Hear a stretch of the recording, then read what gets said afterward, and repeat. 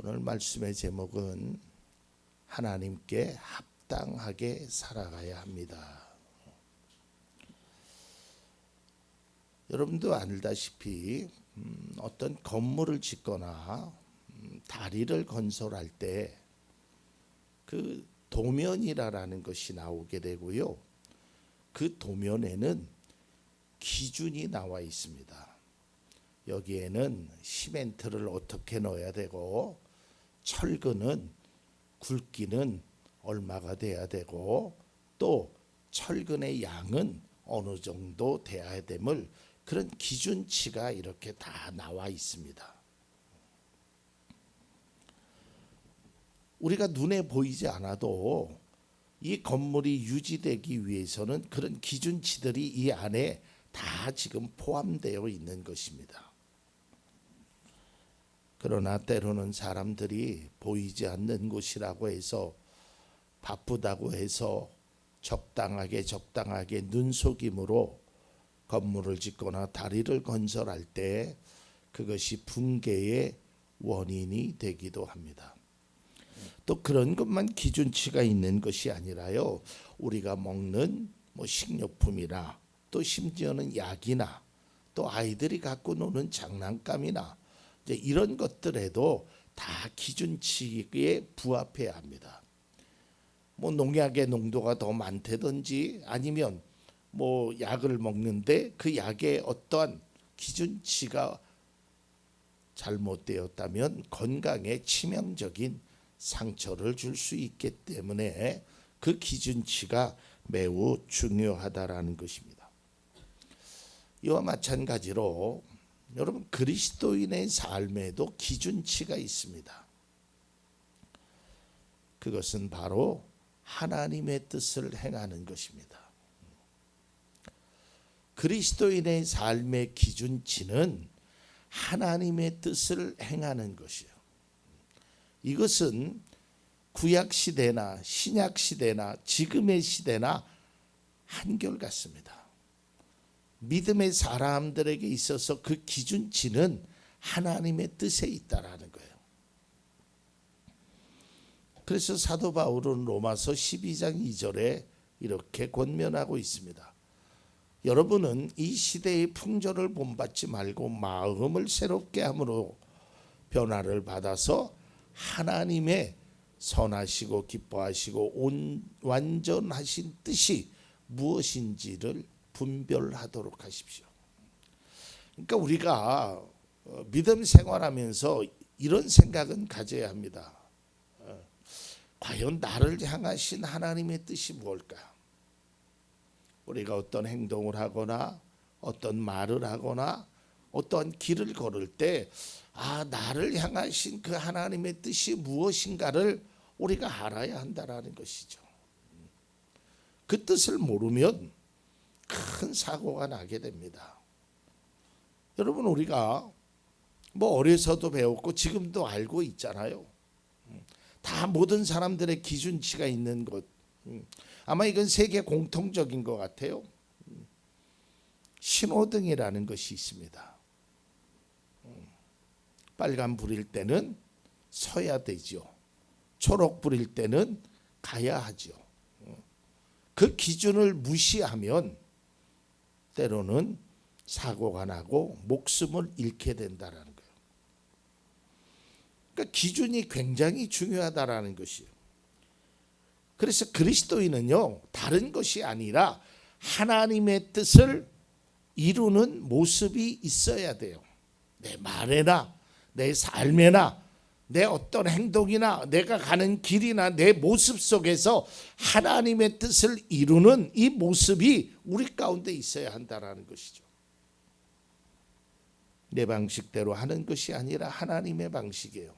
내가 하고 싶은 대로 하는 것이 아니라 하나님의 뜻을 이루는 것이 그것이 바로 그리스도인의 모습이 됩니다. 그리고 또 한 가지 그리스도인의 가장 큰 특징이 뭘까요? 저는 그거를 변화라고 생각합니다. 예수를 믿으면 변화가 일어나야 하는 겁니다. 세상의 기준에서 하나님 나라의 기준으로 삶의 변화가 일어나야 이게 진정한 그리스도인이에요. 그리스도인의 변화는 단순히 종교적 행위만으로 끝나는 것이 아닙니다. 제가 예전에도 말씀드렸지만 내가 찬송가를 더 많이 알고 하나님의 성경 말씀을 우리가 찾을 줄 알고 주기도문을 외울 줄 알고 기도를 할 줄 알고 이것만이 변화가 아니란 말이에요. 그것과 아울러서 내 삶이 변화가 일어나야 돼요. 이 변화가 일어나지 않으면 결국에는 무너지더란 말이에요. 왜? 하나님이 원하시는 뜻은 우리가 변화하기를 원하시는 것, 이게 기준이란 말이에요. 하나님의 자녀로 변화되기를 원하시는 거예요. 하나님의 뜻을 행하는 사람으로 변화되기를 원하는 거예요. 그러나 그 변화가 일어나지 않으니까 결국에는 어떠한 어려운 문제나 상황이나 조건이 있으면 순간적으로 다 무너져 버리는 거예요. 오늘 본문으로 돌아가서 사도 바울은 데살로니가 교회를 향해서 편지를 하면서 아주 간곡한 표현을 하죠. 사실 이 데살로니가 교회는요, 세워진 지 얼마 되지 않은 신생 교회입니다. 그래서 이 사도 바울이 아주 좀 어린아이처럼 그런 마음 심정으로 그들에게 편지를 쓴 것입니다. 이렇게 그 내용 속에 본문은 이렇게 포함되어 있습니다. 2장 12절 우리는 여러분을 권면하고 격려하고 경고합니다. 그것은 여러분을 부르셔서 당신의 나라와 영광에 이르게 하시는 하나님께 합당하게 살아가게 하려는 것입니다. 오늘 사도 바울은 세 가지를 얘기합니다. 권면하고 격려하고 경고한다라는 거예요. 이러한 편지를 쓴 사도 바울의 심정이 그 11절에 나오는데 이렇게 표현하고 있습니다. 여러분이 아는 바와 같이 아버지가 자기 자녀에게 하듯이 우리는 여러분 하나하나를 대합니다. 그랬어요. 이게 사도 바울이 데살로니가 교회를 향한 마음이란 말이에요. 그러니까 아버지의 심정으로, 부모의 심정으로 자녀를 대하듯이 얘기를 하는데, 여러분 꼭 하나님께 합당하게 살아가야 합니다. 그러면서 강조한 내용은 뭐냐면 하나님이 우리를 부르신 목적이 있다라는 거예요. 다시 말해서 하나님이 우리를 성도로, 그리스도인으로, 하나님의 자녀로 부르신 뜻이 있다라는 거예요. 그 목적은 바로 하나님께 합당하게 살아가게 하라는 거예요. 하나님께 합당하게 살아가는 것, 이것이 바로 그리스도인의 본분이고 사명입니다. 하나님의 뜻은 우리가 진실되게 살기를 원해요. 하나님의 뜻은 우리가 살아가며 살기를 원해요. 하나님의 뜻은 우리가 올바른 길을 걷기를 원해요. 그것을 하나님이 우리에게 바라시는 것이죠. 에베소서 4장 1절에도 보면 이런 표현을 씁니다. 그러므로 주님 안에서 갇힌 몸이 된 내가 여러분에게 권합니다. 여러분은 부르심을 받았으니 그 부르심에 합당하게 살아가십시오. 하나님은 믿음의 성도가 부르심에 합당한 삶을 살기를 원하신다라는 거예요. 이것이 바로 우리를 향하신 하나님의 뜻이에요. 서두에도 말씀드렸지만 여러분, 기준을 지키지 않으면 무너진다 그랬어요. 신호를 지키지 않으면 사고가 날 수 있고요. 기준을 지키지 않으면 무너질 수 있고요. 바른 길을 행하지 않으면 결국 그 죄의 대가를 받게 되는 것입니다. 그래서 기준을 지켜야 합니다. 그것을 따라야 하는 것이에요. 싫던 좋던 그것은 아무 상관이 없습니다. 그게 기준이 아니에요. 내가 좋으면 따르고 싫으면 안 하고, 내가 기분 좋을 땐 진실을 얘기하고 기분 나쁠 땐 거짓을 이야기하고, 내가 바쁘지 않을 때는 신호를 지키고 내가 바쁠 때는 신호를 무시하고, 이게 아니라는 거예요. 그 기준은 항상 변함이 없어야 된다는 것이죠. 하나님의 뜻에 합당하게 살아가면 그것이 하나님을 기쁘시게 하는 일이라고 성경은 말하고 있습니다. 골로새서 1장 10절에 보면 여러분이 주님께 합당하게 살아감으로써 모든 일에서 그분을 기쁘게 해드리고 모든 선한 일에서 열매를 맺고 하나님을 점점 더 알고 그분을 기쁘게 해드리는 거예요. 그러니까 우리가 그렇게 살아가는 것이 하나님을 기쁘게 여기고 하나님이 그 모습을 보면서 기쁘다는 것이죠. 우리가 진실되게 사는 모습을 보면 하나님이 기쁘실 거고, 반대로 거짓된 모습으로 살아가면 하나님은 괴로우시겠죠. 우리가 올바른 길을 걸어가면 하나님은 기쁘실 거고, 우리가 옳지 못한 길을, 죄악된 길을 걸으면 하나님은 마음이 아프실 거란 말이에요. 그래서 궁극적으로 그리스도인들은요, 이 믿음을 통해서 합당하게 살아감을 통해서 열매를 맺을 수 있어야 합니다. 누가복음 6장 43절입니다. 좋은 나무가 나쁜 열매를 맺지 않고 또 나쁜 나무가 좋은 열매를 맺지 않는다. 이 말은 뭐예요? 네 자신이 좋은 나무가 되어야 된다. 그 좋은 나무는 하나님의 뜻에 합당하게 살아가는 삶이란 말이에요. 여러분, 좋은 나무가 되면 열매는 그냥 저절로 맺혀지는 거예요.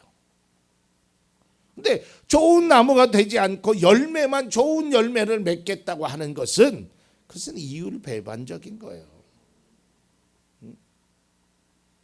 공부는 하지 않고 좋은 성적을 받겠다는 것은 그것은 옳지 않은 생각이란 말이에요. 열심히 살지도 않고 내가 어떤 것을 얻고자 하는 것도 잘못된 것이고, 뿌리지도 않았는데 거두려고 하는 것도 그것 또한 잘못된 것이란 말이에요. 그러니까 내 자신이 좋은 나무가 되어야 돼. 내 존재 자체가 그렇게 되어야 된다는 거예요. 좋은 나무는 하나님 말씀에 합당한 삶을 살아가는 것을 의미합니다. 마태복음 12장 33절에 보면 나무가 좋으면 그 열매도 좋고 나무가 나쁘면 그 열매도 나쁘다. 그 열매로 그 나무를 안다 그랬어요. 그러니까 중요한 건 나무라는 것이죠. 내 삶의 기준이 되는 거예요. 그래서 그리스도인들은 항상 내가 하나님께 합당하게 살아가야 되겠구나. 제가 뒤에 결론 부분에도 말씀드리겠지만, 여러분, 우리가 살면서 죄를 안 지을 수는 없지요. 죄를 짓고 살지요. 그러나 죄를 지을 수 있지만 죄를 졌다는 사실을 깨달아야 돼요. 이게 은혜고 이게 합당하게 살. 하나님은요, 야 너희들 오늘부터 죄 지면 안 돼, 그렇게 말씀하시지 않아요. 병든 자요, 죄인이요, 다 내게로 오라라고요. 하나님은 깨끗한 존재를 원하시지만 우리가 부족해서 깨끗하게 살아갈 수 없다라는 것 알아요.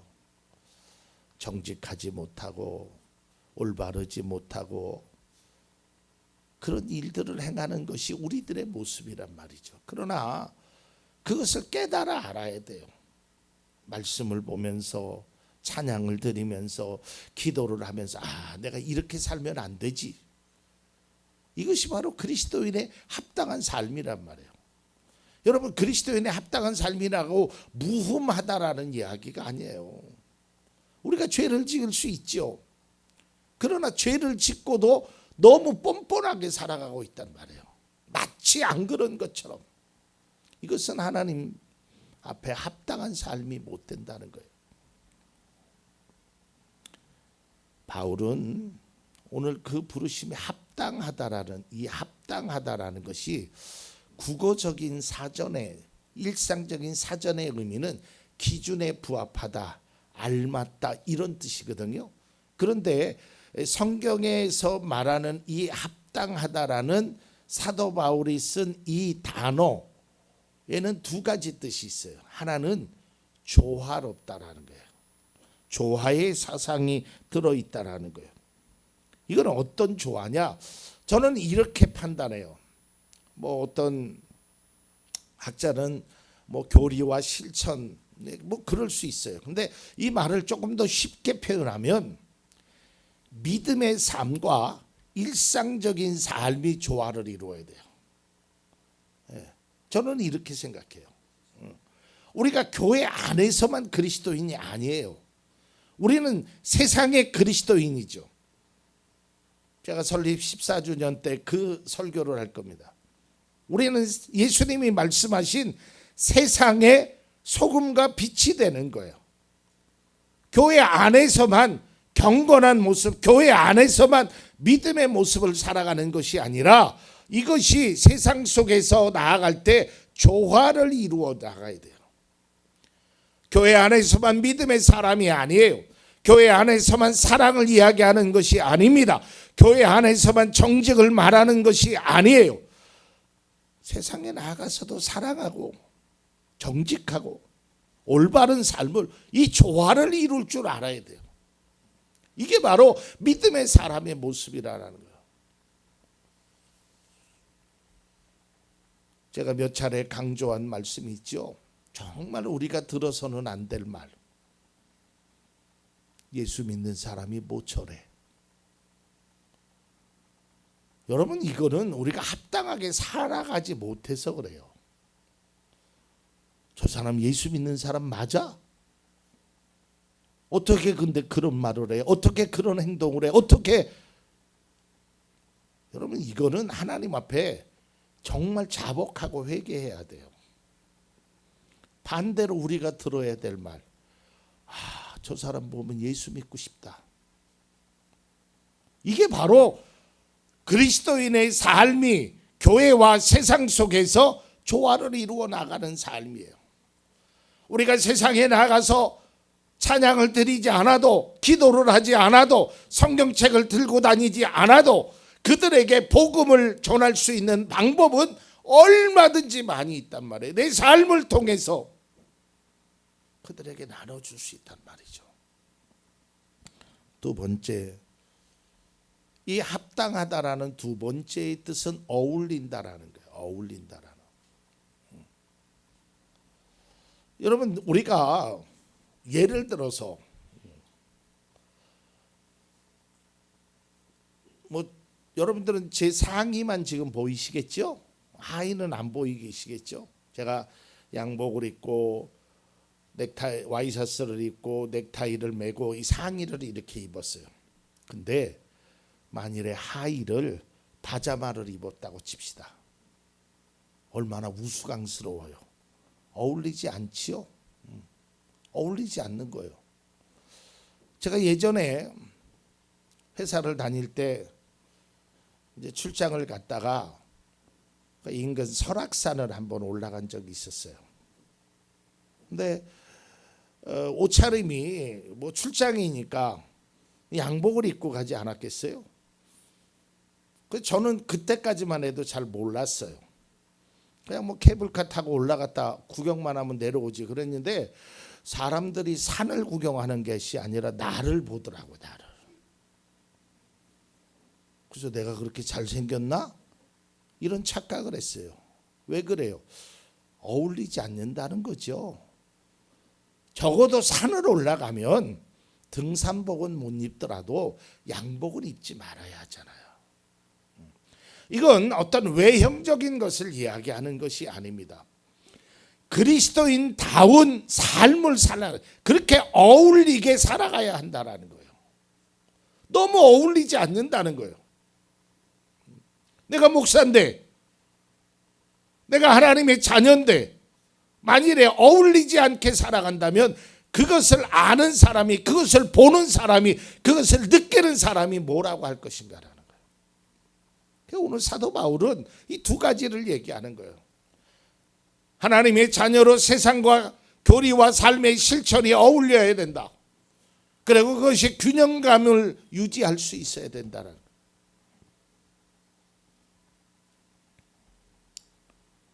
하나님이 우리를 부르심에 그런 합당한 삶이 바로 그런 삶이란 말이죠.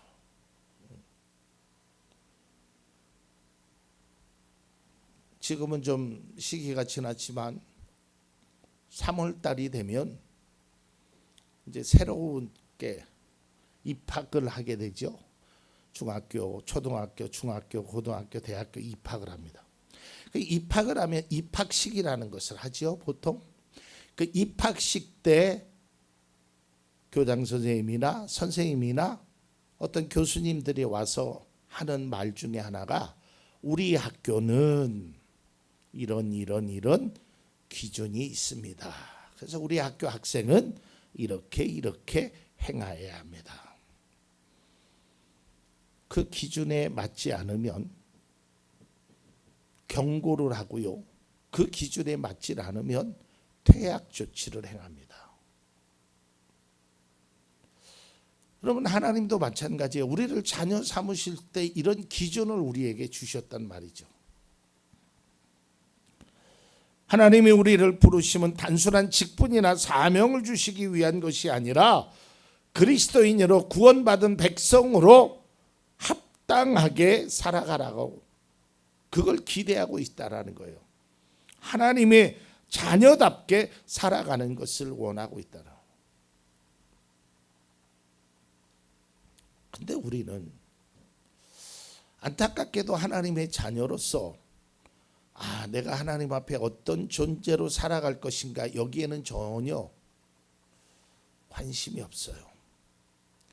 내가 하나님 앞에 무엇을 얻어낼 것인가 여기에만 관심이 있어요. 제가 지난주에도 말씀드렸고 몇 주 전에도 말씀드렸는데 여러분, 하나님을 이용하려고 들면 안 됩니다. 하나님 앞에 내가 어떤 존재로 살아갈 것인가 이게 먼저지. 내가 저 하나님 앞에 저걸 좀 뺏어내야 되는데, 내가 원하는 것을 하나님이 좀 주셔야 되는데, 그러니까 안 주니까 떠나잖아요. 그게 목적이니까 그것이 우리 신앙의 목적이 되어야 되면 안 돼요. 여러분, 하박국 선지자의 그 말씀을 우리가 알잖아요.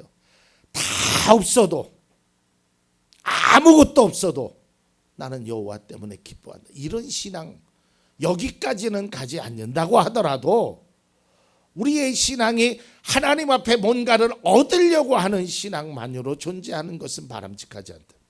우리가 그렇게 살면요 하나님이 주신다니까요. 이게 확실한 믿음이지 그것이 목적이 되고 그것이 내 주장이 되어서는 안 된다는 겁니다. 제가 말씀을 준비하면서요 이런 생각을 가져봤습니다. 과연 나는 하나님의 부르심, 목사로서의 하나님의 자녀로서 합당하게 살아가고 있는 것일까? 그 질문을 제 스스로에게 던져봤어요. 너는 하나님께 합당하게 살아가고 있는가? 자신 있게 대답할 수 없었어요. 솔직한 심정입니다. 왜냐하면 부족한 것이 많기에 저도 죄를 짓고 삽니다. 앞으로도 죄를 지을 수 있는 연약한 사람입니다.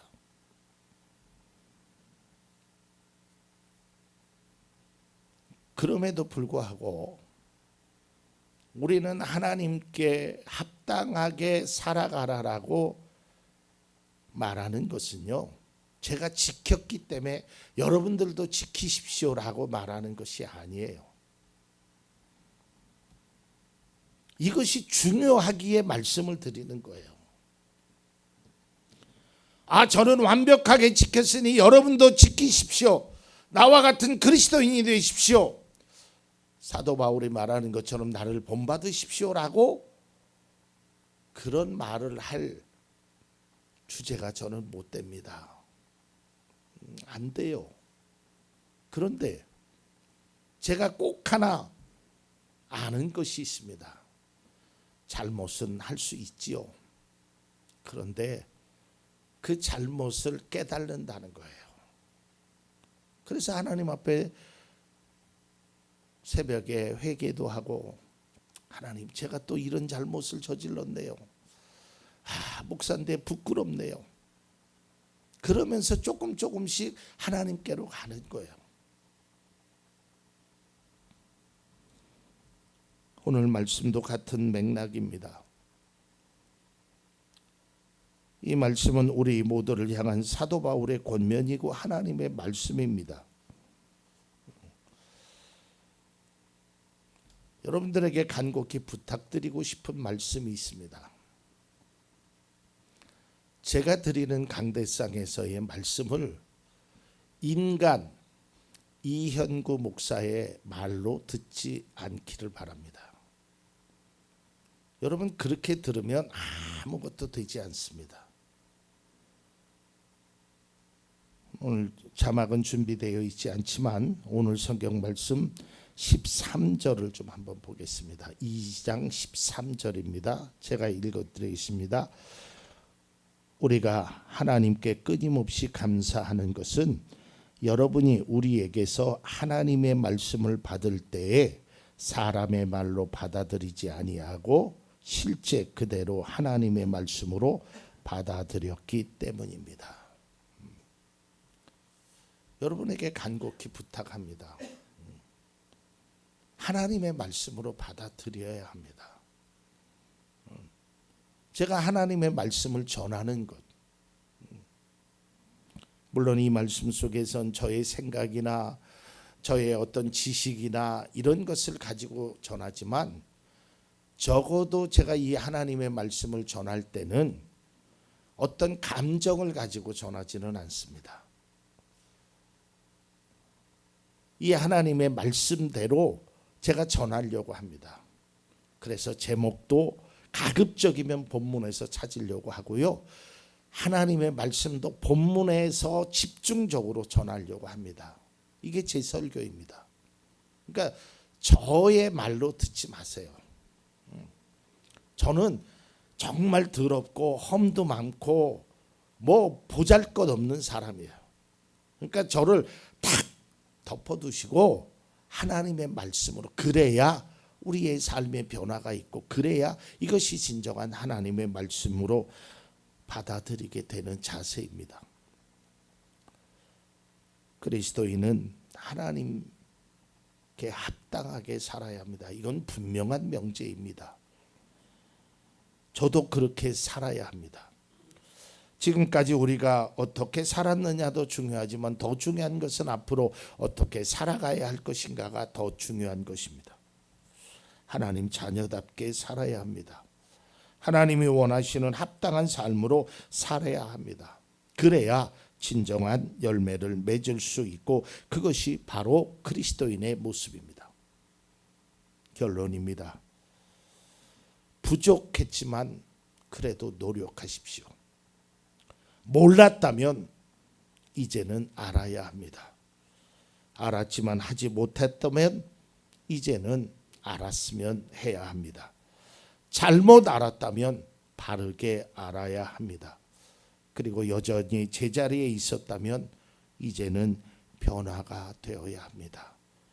그리스도인의 참된 변화는 하나님께 합당한 삶을 보이는 그 모습이고 그것이 바로 믿음이고 그것이 바로 신앙입니다.